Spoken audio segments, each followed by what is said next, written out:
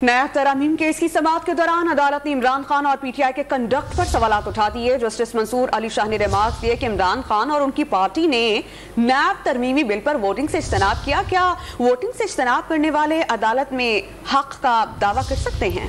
पार्लियामान में करने वाला काम अदालतों में लाना पार्लियामेंट को कमजोर करना नहीं है।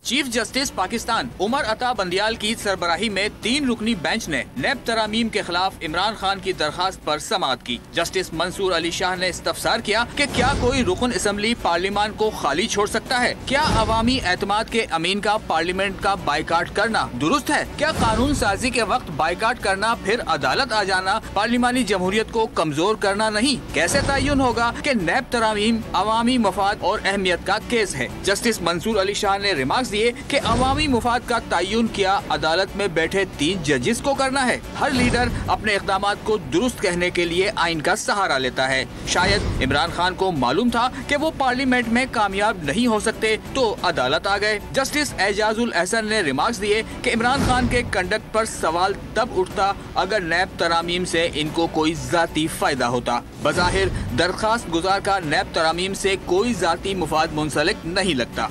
जस्टिस मंसूर अली शाह ने कहा कि अगर अदालत नैब कानून कालअदम करार देगी तो कल कोई भी सुप्रीम कोर्ट में कानून साजी चैलेंज कर देगा। केस की मजीद समाअत 14 फरवरी तक मुलतवी कर दी गई।